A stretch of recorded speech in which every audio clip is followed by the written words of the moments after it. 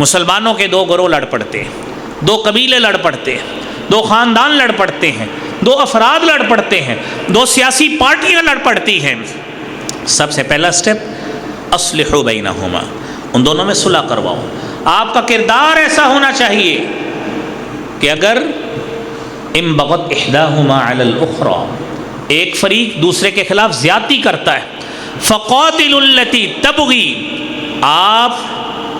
اس کا ساتھ دیں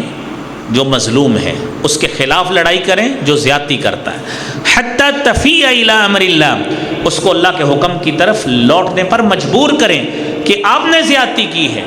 آپ نے اس کا حق چھینا ہے۔ یہ باہمی افراد میں بھی ہو سکتا ہے، یہ خاندانوں میں بھی ہو سکتا ہے، فیملیز میں بھی ہو سکتا ہے، اور بڑے بڑے قبائل کی صورت میں بھی ہو سکتا ہے کہ ایک قبیلہ دوسرے کے خلاف نبرد آزما ہے، ان کے خلاف جنگی کیفیت چل رہی ہے، تو میرے مالک نے تو اللہ کے رسول صلی اللہ علیہ وآلہ وسلم کو بھیجا ہی اس مقصد کے لیے۔ اعوذ باللہ السمیع العلیم من الشیطان الرجیم، بسم اللہ الرحمن الرحیم، وَأَطِيعُوا اللَّهَ وَرَسُولَهُ وَلَا تَنَازَعُوا فَتَفْشَلُوا وَتَذْهَبَ رِيحُكُمْ وَاصْبِرُوا إِنَّ اللَّهَ مَعَ الصَّابِرِينَ، صدق اللہ العظیم۔ حضرات محترم، سورہ انفال کی 46 نمبر آیت آپ احباب نے سماعت فرمائی ہے۔ رسالت مآب صلی اللہ علیہ وآلہ وسلم کی سیرت طیبہ کا ایک جامع پہلو آپ صلی اللہ علیہ وآلہ وسلم کی دفاعی حکمت عملی ہے۔ غزوات میں، جنگوں میں آپ صلی اللہ علیہ وآلہ وسلم کی حکمت عملی کیسی رہی ہے، اور ان غزوات کے بنیادی مقاصد اور حکمتیں کیا ہوتی تھیں۔ آخر رسول اللہ صلی اللہ علیہ وآلہ وسلم نے آپ کے دور میں جو 87 جنگیں لڑی گئی ہیں، آخر ہر جنگ کے پیچھے کوئی نہ کوئی مقصد بھی تھا، کوئی نہ کوئی حکمت بھی تھی، اور آج کے مسلمانوں کے لیے ان جنگوں میں، ان غزوات میں، ان سرایا میں، اور پھر آپ صلی اللہ علیہ وآلہ وسلم کا جو اسٹریٹجک پہلو تھا، دفاعی حکمت عملی تھی، وہ کیسی ہوا کرتی تھی۔ تو اس حوالے سے ہماری آج سیرت طیبہ کے اس اہم پہلو پر گفتگو ہے۔ اللہ رب العالمین سے دعا ہے کہ رب کائنات ہمیں صحیح معنوں میں آپ صلی اللہ علیہ وآلہ وسلم کا متبع سنت بنائے۔ خالق کائنات فرماتے ہیں اطیعوا اللہ ورسولہ، کہ آپ اللہ کی بھی اور اس کے رسول کی بھی اطاعت کریں، ولا تنازعوا، تنازع اختیار نہ کریں آپس میں، ورنہ بزدلی اختیار کرو گے، تمہاری ہوا، روب اور دبدبہ اکھڑ جائے گا، لہذا صبر کرو، ان اللہ مع الصابرین، اللہ رب العالمین صبر کرنے والوں کے ساتھ ہے۔ اس آیت کریمہ میں اللہ تعالیٰ نے مسلمانوں کو سب سے پہلے، جو اس سے پچھلی آیت ہے اس کو ساتھ اگر ہم ملائیں تو پہلے آپ اس آیت کو سنیے، یا ایھا الذین آمنوا اذا لقیتم فئۃ فاثبتوا ان اللہ مع الصابرین۔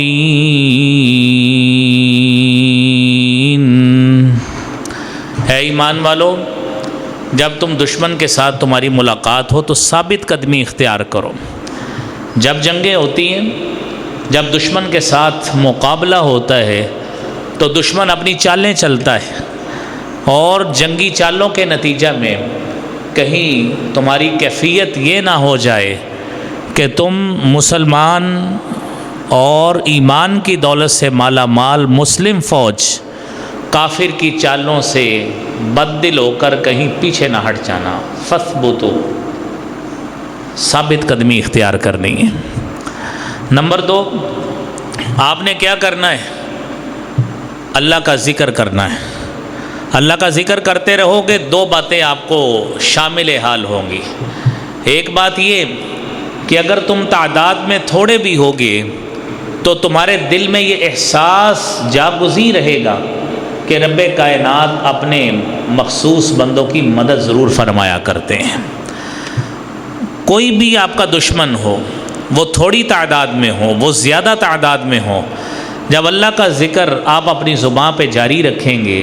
تو یقیناً اللہ رب العالمین سے ایک انس، ایک محبت اور ایک الفت کی ایک صدا اور ایک تعلق جو ہے وہ قائم رہے گا۔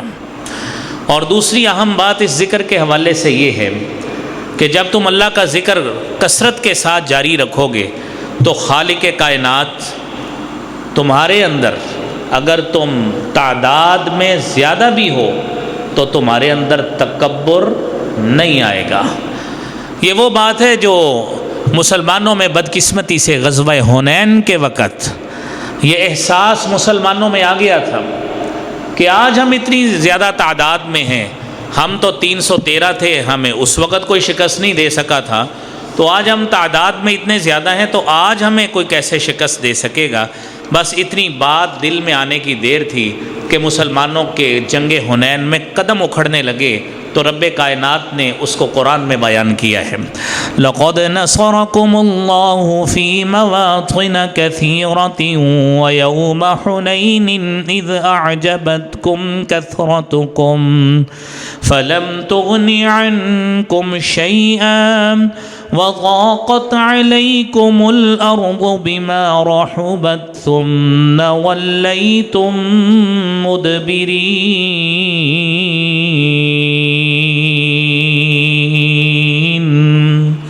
ہم نے تو تمہاری اتنے مقامات پہ مدد کی، حنین کے موقع پر بھی کر دی۔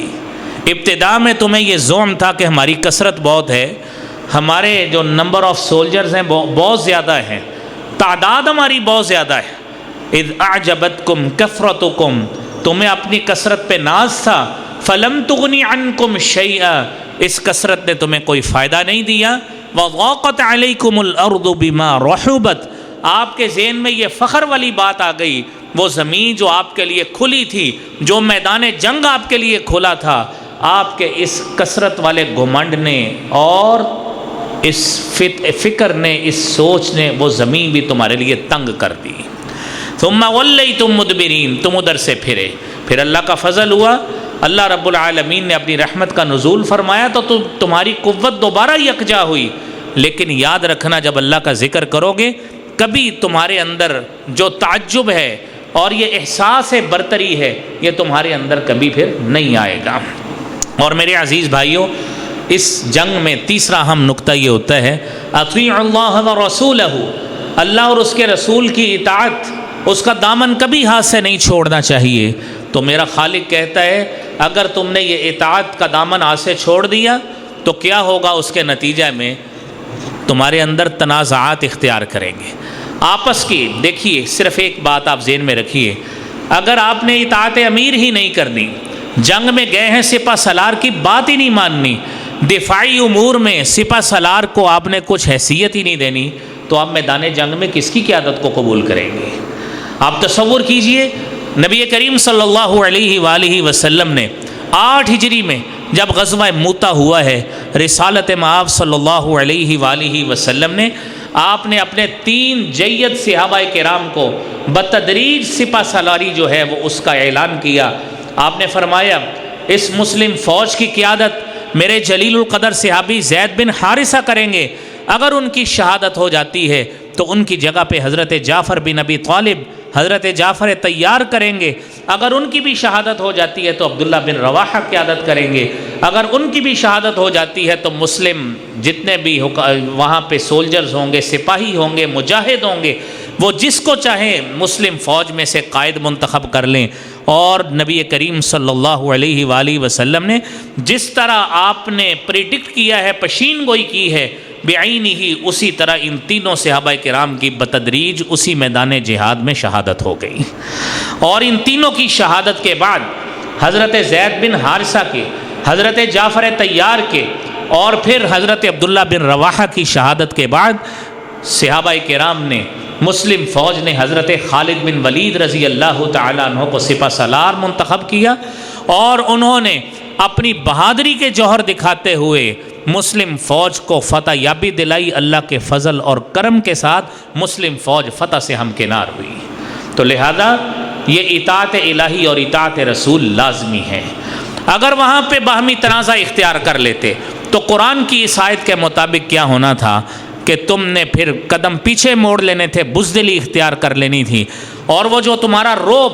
جو تمہارا دبدبہ اور تمہاری دھاک جو دشمن کے دل میں بیٹھی ہے، تذہب ریحکم، وہ اکھڑ جائے گی، دشمن تمہارے اوپر حاوی ہو جائے گا۔ اگر دشمن پہ اپنا روب جمانا چاہتے ہو، اس اتحاد کی، اتفاق کی فضا کو میدان جنگ میں بھی قائم رکھنا ہے۔ لہذا میرے بھائیوں، آج کے اس دور میں ہمیں یہ بات سمجھنی چاہیے کہ اگر فلسطین کے اندر بھی مسلمانوں کو آج بدقسمتی سے مظلومیت کا شکار بننا پڑ رہا ہے، تو اس کا سب سے بڑا بنیادی سبب مسلمانوں کا عدم اتحاد اور عدم اتفاق ہے۔ کہ مسلم اتحاد کی کیفیت آپ دیکھیے کہ میں نے جس طرح پچھلے جمعے بھی بات کی تھی کہ 57 اسلامی ریاستیں موجود ہیں، اور ان اسلامی ریاستوں میں سے سوائے کسی نے زبانی کلامی مذمت کرنے کے علاوہ کچھ بھی نہیں کیا، اور وہ بھی سب نے نہیں کیا، وہ بھی چیدہ ممالک کے حکمرانوں نے، چیدہ ممالک کے سربراہان نے، انہوں نے یہ زبانی کلامی اس کی مذمت اسرائیل کے مظالم کی جو بیان کر دی۔ حضرات دی وقار، آپ اس کی کیفیت کو دیکھیے، جب نبی کریم صلی اللہ علیہ وآلہ وسلم کی جنگی حکمت عملی کو دیکھتے ہوئے کہ آپ نے بھی تو جنگیں لڑی ہیں، 27 غزوات میں آپ صلی اللہ علیہ وآلہ وسلم نے مسلم فوج کی خود قیادت فرمائی ہے، اور اس کے علاوہ ان 87 میں سے 27 نکال دیجئے، باقی 60 بچتے ہیں، وہ سریہ جات ہیں جس میں آپ صلی اللہ علیہ وآلہ وسلم نے خود قیادت نہیں کی، بلکہ اپنے صحابہ میں سے کسی صحابی کو قیادت سونپ دی، اور ان سرایہ جات میں سے جو فوجیوں کی تعداد تھی وہ 10-12 سے کچھ فوجی اوپر ہوتے تھے، اور فوجیوں کی تعداد بہت کم ہوتی تھی۔ اس طرح یہ سریہ جات جو ہے وہ مختلف مواقع پہ ہوتے رہے۔ میرے عزیز بھائی، اگر کوئی آپ کو مسئلہ ہے تو مجھے بتائیے۔ نبی کریم صلی اللہ علیہ وآلہ وسلم کی سنت مطہرہ ہے، آپ صلی اللہ علیہ وسلم نے یہ بات فرمائی ہے۔ میں اپنے بھائی سے بڑے ادب سے گزارش کروں گا، آپ نے فرمایا کہ جب امام منبر پہ گفتگو کر رہا ہو اور جمعہ کا خطبہ ہو رہا ہو، اذا قلت لصاحبک اصمت والامام یخطب فقد لغوت، یہ تو لغو بات کی ہے، اور یہ لغو بات میں شمار ہوتا ہے۔ لہذا میرے عزیز بھائیوں کو، میرے نمازیوں کو اس بات کا احساس ہونا چاہیے کہ دوران خطبہ کسی سے آ کے ہم کلام نہیں ہوتے۔ لہذا جو آپ کو مسئلہ ہے وہ آپ آرام سے تشریف رکھیے، جمعہ کا خطبہ سنیں، جب جمعہ کا خطبہ ختم ہو جائے تو اپنی عرض یا کسی بھائی سے ملنا ہے تو وہ تب ملیے گا۔ اللہ کریم ہمیں عمل کی توفیق عطا فرمائے۔ میرے عزیز بھائیوں، نبی کریم صلی اللہ علیہ وآلہ وسلم کی جو غزوات اور ان سرایہ جات میں بنیادی مقصد یہ تھا، سب سے پہلا مقصد دشمن کے حملے کا دفاع کرنا، دشمن کے حملے کا دفاع کرنا، اپنی ریاست کو محفوظ رکھنا، اور اپنے شہریوں کو اور مملکت اسلامیہ کے باسیوں کو اور وہاں پر رہنے والوں کو دشمن کی سازشوں سے بھی، دشمن کے حملوں سے بھی، اور دشمن کے کسی بھی قسم کے نقصان کے اندیشے سے اپنے شہریوں کو محفوظ رکھنا، یہ بنیادی مقصد تھا۔ اور اگر اس سلسلہ میں دشمن اگر دست درازی کرتا ہے، دشمن اگر مسلم ریاست پہ دھاوا بولتا ہے، اور دشمن اگر مسلم ریاست پہ آ کے چڑھائی کرنے کی کوشش کرتا ہے، تو میرے عزیز بھائیوں، قرآن کریم کا حکم ہے، سورہ بقرہ کی 190 نمبر آیت ہے، اللہ رب العالمین فرماتے ہیں وَقَاتِلُوا فِي سَبِيلِ اللَّهِ الَّذِينَ يُقَاتِلُونَكُمْ وَلَا تَعْتَدُوا إِنَّ اللَّهَ لَا يُحِبُّ الْمُعْتَدِينَ۔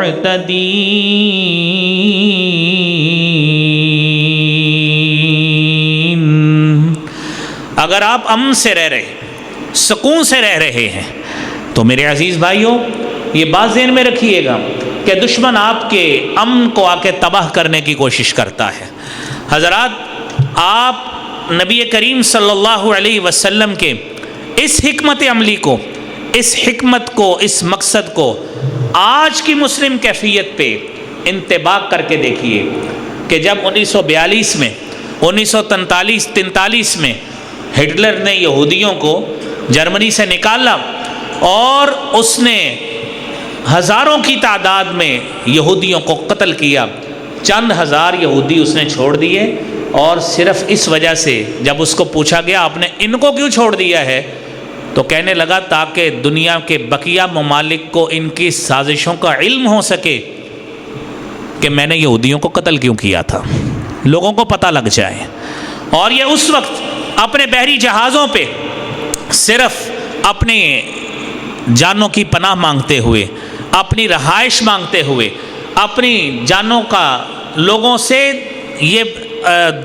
آپ یہ کہہ لیں یہ سوال کرتے ہوئے امن کا، سکون کا کہ ہمیں بس رہنے کی جگہ دے دیجئے۔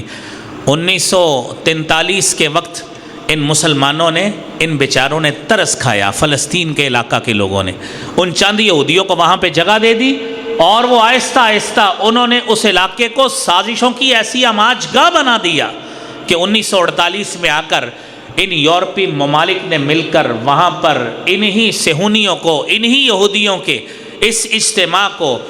ایک یہودیوں کی ریاست کا ایک علاقہ اسرائیل کے نام سے قرار دے دیا۔ یہ اس وقت کا کھایا گیا ترس، یہ جس کو ہم کہتے ہیں نا کہ ہاتھوں سے لگائی گئی گرہیں آج دانتوں سے کھولنی پڑ رہی،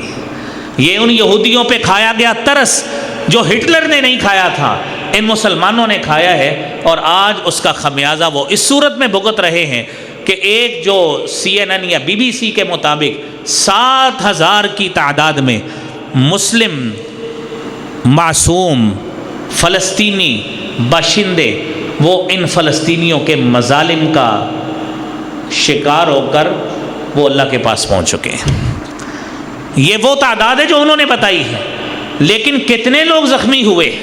کتنے لوگ بے گھر ہوئے ہیں، کتنے لوگ ہاسپٹلز میں جن کے بمباری کے نتیجے میں جو شہید ہو گئے، ان کے وزیر دفاع کا بیان آپ سنیے، تکبر اور گھمنڈ سے بھرا ہوا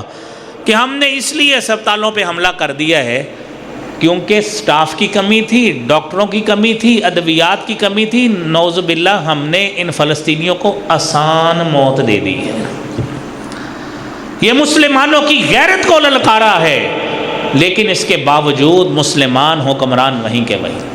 مسلم فوج وہیں کی وہیں، 57 اسلامی ریاستیں ہیں وہیں کی وہیں ہے، کسی میں مزاحمت کی کوئی کیفیت نہیں ہے، کوئی ہلنے کو تیار نہیں ہے۔ میرے عزیز بھائیوں، رسالت مآب صلی اللہ علیہ وآلہ وسلم نے آپ کی جنگ کا اور آپ کے غزوات کا جو دوسرا مقصد تھا وہ مظلوموں کی داد رسی اور ان کا تحفظ تھا۔ سورہ نساء کی 75 نمبر آیت ہے،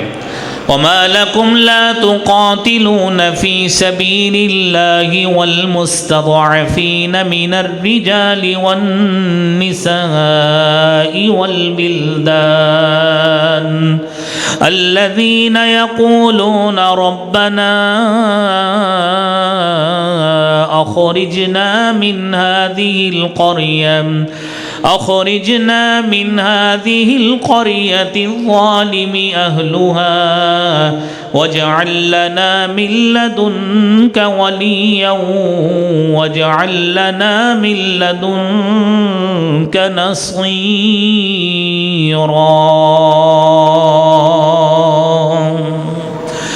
اللہ رب العالمین نے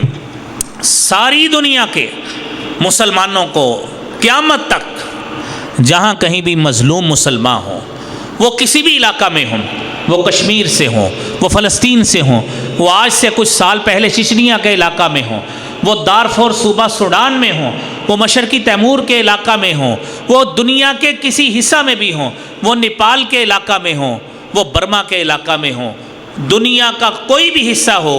میرا رب کہتا ہے مَا لَكُمْ لَا تُقَاتِلُونَ فِي سَبِيلِ اللَّهِ، اور تمہیں ہو کیا گیا ہے؟ میں نے تمہیں ساری صلاحیت سے نوازا ہے،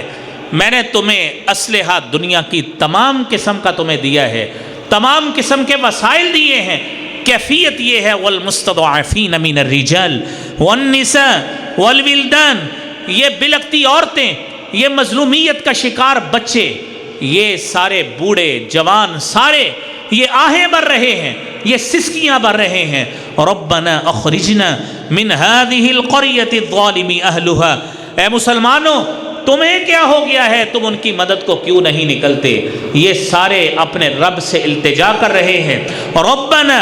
اخرجنا من هذه القرية الظالم اهلها، کہ اے اللہ رب العالمین ہمیں اس بستی سے نکال لے،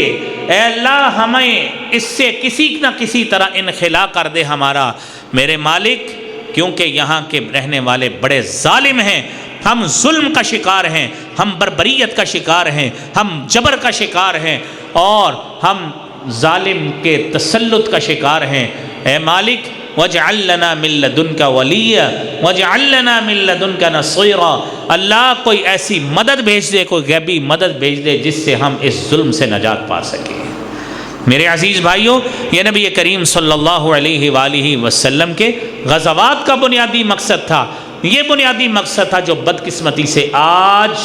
ساری کی ساری مسلم ریاستیں اس کپ سے پش ڈال چکی ہیں۔ میرے عزیز بھائیوں، نبی کریم صلی اللہ علیہ وآلہ وسلم کی جنگی حکمت عملی، آپ کے غزوات کا بنیادی مقصد، تیسرا مقصد مذہبی آزادی کا تحفظ ہے، کہ اللہ رب العالمین نے آپ صلی اللہ علیہ وآلہ وسلم کو مکہ مکرمہ میں مبعوث فرمایا۔ ابتدا میں آپ صلی اللہ علیہ وآلہ وسلم نے محسوس کیا یہاں پہ مسلمانوں کے لیے تنگی کے حالات ہیں، آپ نے پہلی ہجرت حبشہ کا حکم دیا، چند لوگ اس میں گئے، 11 مرد اور 4 عورتیں گئیں۔ پھر وقت گزرا، آپ نے دوسری ہجرت حبشہ کا حکم دیا جس میں 83 مرد اور 14 عورتیں، 11 عورتیں، 16 عورتیں، مختلف روایات ہیں، اس میں وہ لوگ گئے۔ اور پھر آپ صلی اللہ علیہ وآلہ وسلم نے اپنے عبادت کو صحیح معنوں میں آزادی کے ساتھ کرنے کے لیے آپ صلی اللہ علیہ وسلم نے ریاست مدینہ آپ نے خود جو ہے وہ کی ہے، آپ کے ساتھ صحابہ کرام نے جو ہے ہجرت مدینہ آپ صلی اللہ علیہ وسلم کے صحابہ کے ساتھ آپ نے خود فرمائی۔ اور سورہ حج میں اللہ رب العالمین اس کا مقصد بیان کرتے ہیں کہ جب تم کسی علاقے میں جاتے ہو، تمہیں حکمرانی مل جاتی ہے، تمہیں اختیار مل جاتا ہے، تو تم نے وہاں پہ کرنا کیا ہے؟ سورہ حج کی 40 نمبر آیت ہے، الذین ان مکناہم فی الارض اقاموا الصلاة وآتوا الزکاة وأمروا بالمعروف ونهوا عن المنکر وللہ عاقبۃ الامور۔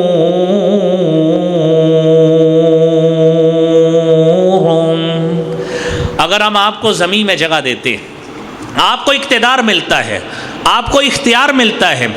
آپ کو قیادت ملتی ہے، کسی علاقہ میں مل جائے، کسی ریاست میں مل جائے، کسی شہر میں مل جائے، اقاموا الصلاۃ، وہاں پہ نظام صلاۃ کو نافذ کرنا ہے، نماز قائم کرنی ہے، وآتوا الزکاۃ، زکوٰۃ ادا کرنی ہے، نظام زکوٰۃ کو بہتر بنانا ہے، وامروا بالمعروف، نیکی کا حکم دینے کا نظام قائم کرنا ہے، وَنَهَوْا عَنِ الْمُنْكَرِ، برائی سے روکنے کا نظام قائم کرنا ہے۔ اگر تم نے یہ قائم کر لیا، یاد رکھنا تم نے قیادت اور سیادت کا اور علاقہ لینے کا حق ادا کر دیا ہے۔ یہی ہے للہ عاقبۃ الامور، کہ جب انجام کا جو صحیح معنوں میں پلٹنا ہے اور اللہ رب العالمین سے ہی آپ کو صحیح معنوں میں اس کا ریوارڈ ملے گا، تم اس کو قائم کر کے دکھاؤ۔ نبی کریم صلی اللہ علیہ وآلہ وسلم نے مدینہ میں گئے، مدینہ سے باہر ابھی پہنچے نہیں ہیں، مدینہ شہر کے اندر مسجد قباء جو ہے آپ نے اس کی بنیاد رکھی، مدینہ شہر کے اندر پہنچے، مسجد نبوی کی بنیاد رکھی، یہ نظام صلاۃ کو قائم کر کے آپ صلی اللہ علیہ وآلہ وسلم نے دکھایا۔ اور جب 2 ہجری میں زکوٰۃ کا نظام اللہ کی طرف سے فرض کیا گیا تو آپ صلی اللہ علیہ وآلہ وسلم نے نظام زکوٰۃ کو نافذ کر کے دکھایا، اور آپ نے خود امر بالمعروف، نیکی کا حکم دینا، برائی سے روکنا، اور اس نظام کی باغ دوڑ خود سنبھالی ہے۔ آپ نے خاندانی نظام کی بھی اصلاح کی، معاشرتی نظام کی بھی اصلاح کی، تجارتی نظام کی بھی اصلاح کی، اور جہاں کہیں حکم چلتا تھا حکم چلایا، جہاں سے برائی کو روکنا بنتا تھا اپنے برائی کو روکا۔ اس انجام کا جو سالاری کا کردار ہے وہ رسول اللہ صلی اللہ علیہ وسلم نے خود ادا فرمایا ہے۔ یہ میرے بھائیوں، نبی صلی اللہ علیہ وسلم نے غزوات اس لیے کیے ہیں، آپ نے جنگیں اس لیے لڑی ہیں، اور یہی آپ کا مقصد اور حکمت ہے، اور یہی آپ کی حکمت عملی ہوا کرتی تھی۔ اور میرے عزیز بھائیوں، چوتھی بات، آپ نبی صلی اللہ علیہ وسلم کی جنگی حکمت عملی میں سے آپ کے غزوات کی حکمت جاننا چاہتے ہیں تو وہ یہ ہے کہ باہمی لڑائی کو ختم کرانا۔ وہ کیسے؟ قرآن کا اصول سورہ حجرات کی 9 نمبر آیت میں اللہ نے بیان کیا ہے، وَإِن طَائِفَتَانِ مِنَ الْمُؤْمِنِينَ اقْتَتَلُوا فَأَصْلِحُوا بَيْنَهُمَا فَإِن بَغَتْ إِحْدَاهُمَا عَلَى الْأُخْرَى فَقَاتِلُوا الَّتِي تَبْغِي حَتَّى تَفِيءَ إِلَى أَمْرِ اللَّهِ فَإِن فَاءَتْ فَأَصْلِحُوا بَيْنَهُمَا بِالْعَدْلِ وَأَقْسِطُوا إِنَّ اللَّهَ يُحِبُّ الْمُقْسِطِينَ۔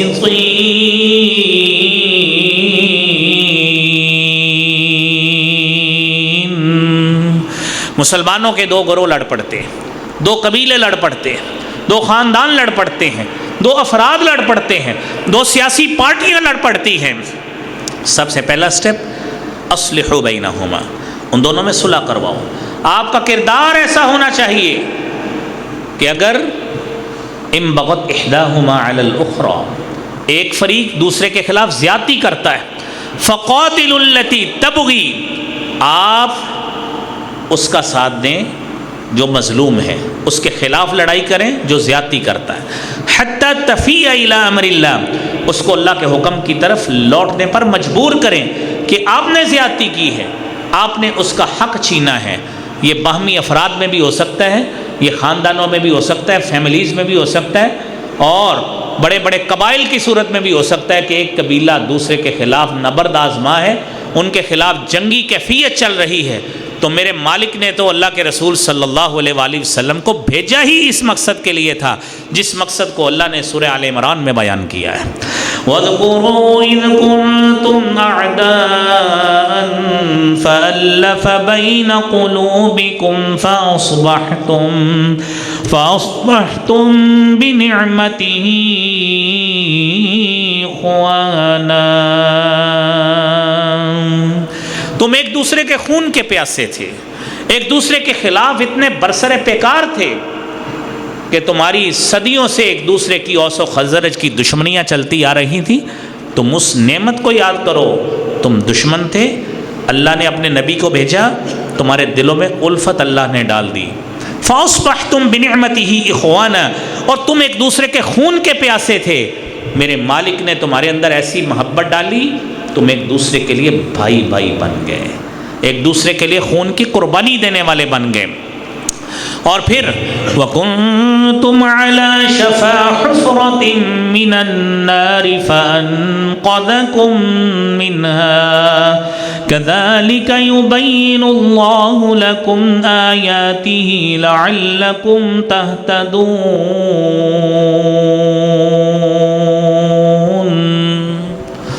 تم اس وقت کو بھی یاد کرو، کنتم علی شفا حفرۃ من النار، تمہاری گمراہی، تمہارا شرک، تمہارا کفر تمہیں یہاں پہ لے آیا تھا کہ تم اس بنا پہ جہنم کے کنارے پہ آ گئے تھے۔ اگر تم ہدایت کے رستے پہ نہ آتے تم اس جہنم میں گر جاتے۔ میرے مالک نے اپنے محبوب پیغمبر جناب محمد الرسول اللہ صلی اللہ علیہ وآلہ وسلم کو مبعوث کیا تو کیا ہوا؟ اللہ کے رسول صلی اللہ علیہ وسلم فرماتے ہیں انتم تقحمون فی النار، تم لوگ جہنم کی آگ میں چھلانگے مارتے ہو۔ اپنی لا علمی، جہالت، اپنی جہالت کہہ لیں، لاپرواہی کہہ لیں، لا ابالی پن کہہ لیں، اتنے گناہ کرتے ہو۔ فرمایا وَأَنَا آخِذٌ بِحُجَزِكُمْ، میں تمہارے دامن پکڑ پکڑ کر تمہیں جہنم سے پیچھے کھینچتا ہوں، لیکن تم میں سے کئی بدبخت ایسے ہیں مجھ سے اپنا دامن چھڑا کے پھر جہنم میں چھلانگ مار دیتے ہیں۔ میرا نبی کہتا ہے جھوٹ مت بولیے، گالی مت دیں، کسی کا حق غصب مت کریں، عہد اور وعدے کی پاسداری کرو، فراڈ کسی سے مت کرو۔ ہمارے معاشرے میں یہ سارے کام ہیں کہ نہیں ہیں؟ یہ ساری چیزیں ہیں۔ اور جب کوئی صاحب الرائے شخص بتاتا ہے کہ بھائی گالی مت دیجیے، کہتے بے آرام نہ چپ کر کے بے۔ جب کوئی کہتا ہے کہ آپ وراثت میں کسی کا حصہ مت ماریں، کسی کی زمین پہ ناجائز قبضہ مت کریں، تو اس کو بھی راستے سے کسی نہ کسی طرح ہٹا دیا جاتا ہے، اور بندہ اسی ڈگر پہ چلتے ہوئے کسی کا حق مار کر جہنم اپنے لیے واجب کروا لیتا ہے۔ اللہ کریم ہمیں اس برے انجام سے محفوظ فرمائے۔ میرے عزیز بھائیوں، نبی کریم صلی اللہ علیہ وآلہ وسلم کی غزوات کا 5واں مقصد یہ تھا انسداد فتنہ، کہ جہاں کہیں بھی فتنہ ہے، جہاں کہیں بھی مسلمانوں کے درمیان کوئی گروہی تعصب بن گیا ہے، آپ صلی اللہ علیہ وآلہ وسلم نے وہاں پہ غزوات لڑے، جنگیں لڑی اور اس فتنے کا انسداد کیا۔ قرآن کریم سورہ بقرہ کی 193 نمبر آیت میں یہ مقصد بیان کرتا ہے، وَقَاتِلُوهُمْ حَتَّى لَا تَكُونَ فِتْنَةٌ وَيَكُونَ الدِّينُ لِلَّهِ فَإِنِ انْتَهَوْا فَلَا عُدْوَانَ إِلَّا عَلَى الظَّالِمِينَ۔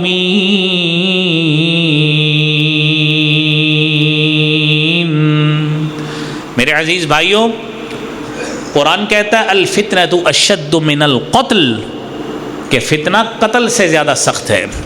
دوسری آیت میں فرمایا الفتنۃ اکبر من القتل، یہ فتنہ قتل سے زیادہ بڑا ہے۔ لہذا کسی قبیلے میں، کسی شہر میں، کسی مملکت میں اگر فتنہ پھیلنے کا اندیشہ ہو تو مسلم حکومت کے اوپر جہاد واجب ہو جایا کرتا ہے اس فتنے کو انسداد کرنے کے لیے۔ لیکن یہ کام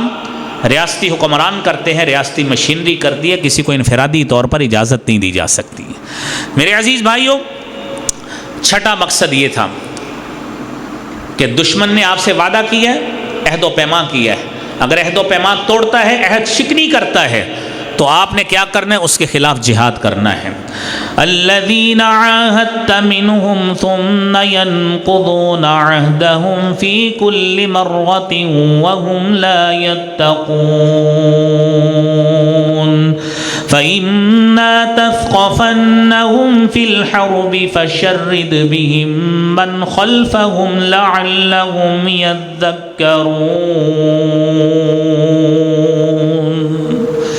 آپ نے معاہدہ کیا، لوگ اس معاہدے سے پھر گئے۔ آپ نے اوس اور خزرج سے معاہدہ کیا، وہ معاہدے پہ قائم رہے۔ آپ نے اس کے بعد یہودی قبیلے آئے، جب آپ مدینہ میں ہجرت کر کے گئے، 3 قبیلے بنو قینقاع، بنو قریظہ، بنو نذیر، ان سے معاہدہ کیا۔ بنو قینقاع نے معاہدے کے برعکس غزوہ بدر میں مسلمانوں کی بجائے قریشیوں کا ساتھ دیا۔ جنگ احد میں بنو نذیر نے معاہدے کے برعکس ساتھ دیا، قریشیوں کا مسلمانوں کے خلاف ساتھ دیا۔ نبی کریم صلی اللہ علیہ وآلہ وسلم نے پھر اس کے بعد بنو قریظہ نے جب جنگ احزاب میں مسلمانوں کے خلاف قریشیوں کا ساتھ دیا، رسالت مآب صلی اللہ علیہ وآلہ وسلم نے ان سارے قبیلوں کو ایک ایک کر کے وہاں سے فارغ کیا، اور یہودیوں کے ایک قبیلے کو، بنو قریظہ کو، آپ نے ان کے 600 لوگوں کو بدعہدی کی وجہ سے آپ نے ان کو قتل کیا ہے۔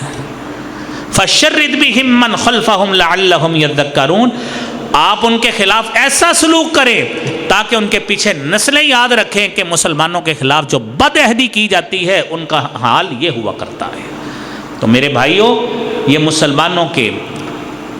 رہبر، مسلمانوں کے ہادی اور مسلمانوں کے پیغمبر جناب محمد الرسول اللہ صلی اللہ علیہ وآلہ وسلم کی جنگوں کا یہ مقصد تھا۔ اور پھر میرے عزیز بھائیوں، آپ کی جنگوں کا بڑا مقصد، 7واں مقصد، کہ دشمن کی قوت کو،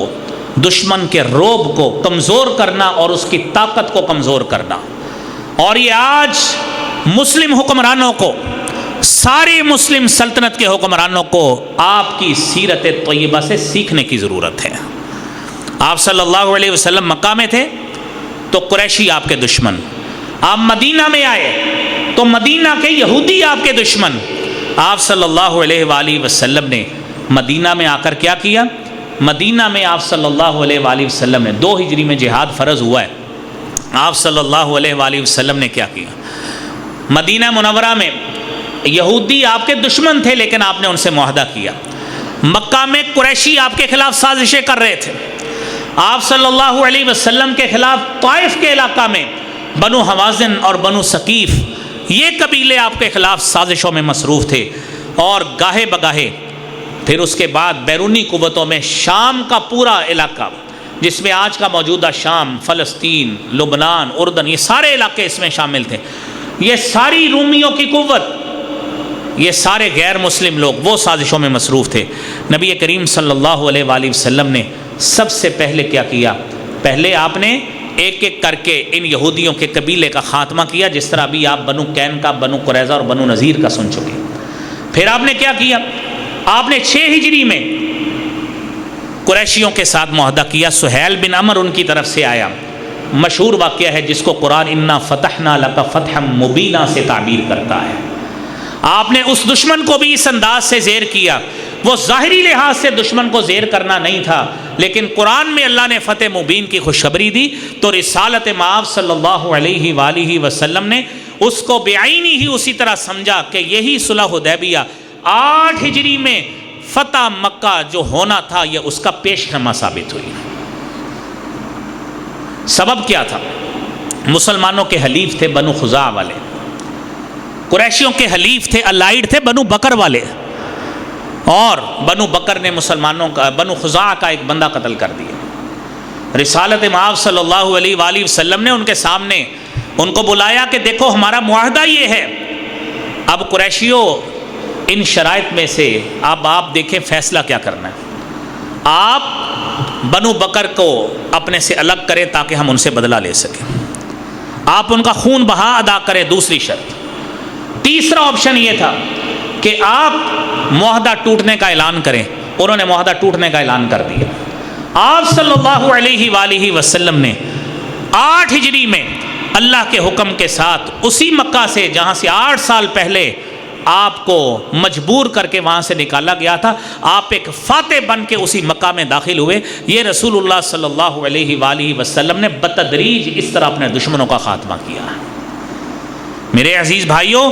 اس سیرت کو پڑھنے کی ضرورت ہے، اور جو یہودیوں کے قبائل جلا وطن آپ نے 2، 3، 4 میں کیے ہیں نا، ان کو خیبر کی زمینوں میں جا کے بسا دیا، اور پھر اس کے بعد جو طائف کے لوگ رہ گئے ان کے خلاف فتح مکہ کے موقع پر، جب فتح مکہ ہو گیا ہے اس کے بعد جنگ حنین ہوئی ہے، حضرت جبریل امین علیہ الصلاۃ والسلام نبی کریم صلی اللہ علیہ وسلم کے پاس تشریف لائے آپ کو جنگ حنین کے لیے تیار کرنے کے لیے۔ حضرت جبرائیل کہتے ہیں آپ نے ہتھیار اتار دیے، ہم نے نہیں اتارے، اللہ کے رسول صلی اللہ علیہ وسلم اگلی جنگ کے لیے تیاری کریں۔ بنو حوازن اور بنو ثقیف جو بڑے بدترین دشمن طائف کے علاقہ میں مسلمانوں کے تھے، حبیب کبریا جناب محمد الرسول اللہ صلی اللہ علیہ وآلہ وسلم نے ان کا خاتمہ غزوہ حنین میں کیا ہے، اور اس کے بعد ایک ہی رومیوں کی پاور رہ گئی تھی۔ آپ صلی اللہ علیہ وسلم نے تبوک کے موقع پر 30,000 کا لشکر تیار کر کے ان کے خلاف آپ نے نبرد آزما ہونے کا فیصلہ کیا۔ جب انہیں معلوم ہو گیا کہ اس مسلمانوں کے لشکر کی قیادت محمد الرسول اللہ صلی اللہ علیہ وسلم کر رہے ہیں، وہ لوگ لڑنے کے لیے میدان میں ہی نہیں آئے۔ اس طرح یہ مدینہ ریاست جو مسلمانوں کے لیے ایک مرکز کی حیثیت رکھتی تھی، حبیب کبریا جناب رسول اللہ صلی اللہ علیہ وسلم نے اس کو واقعتاً دار الخلافہ تعبیر کروایا پوری دنیا سے۔ ایک ایک کر کے آپ نے بتدریج دشمنوں سے نجات حاصل کی۔ آج مسلمانوں کو میرے بھائیوں سیرت کے ان اوراق سے سبق حاصل کرنے کی ضرورت ہے کہ آپ اپنے ظاہری طور پہ جو آپ کے دشمن ہیں آپ نے وقتی طور پر ان سے دوستی کی، لیکن آہستہ آہستہ ان سے نجات بھی حاصل کریں۔ ہم ان پہ قناعت کر کے بیٹھ گئے، ہم ان سے مدد مانگنے بیٹھ گئے، ہم ان سے اسلحہ لینے بیٹھ گئے، پیسے مانگنے بیٹھ گئے۔ جب یہ کیفیت مسلم حکمرانوں کی ہو جائے پھر مسلمان فوج ان کے خلاف جہاد نہیں کیا کرتی۔ میرے عزیز بھائیوں، اللہ رب العالمین سے ہم دعا گو ہیں کہ اللہ کریم ہم سب کو سیرت کے ان درخشاں پہلو کو سمجھنے کی توفیق عطا فرما۔ اللہ کریم اہل حل و عقد کو بالخصوص ان اسباق سے دروس و عبر حاصل کرنے کی توفیق عطا فرما۔ وآخر دعوانا الحمدللہ رب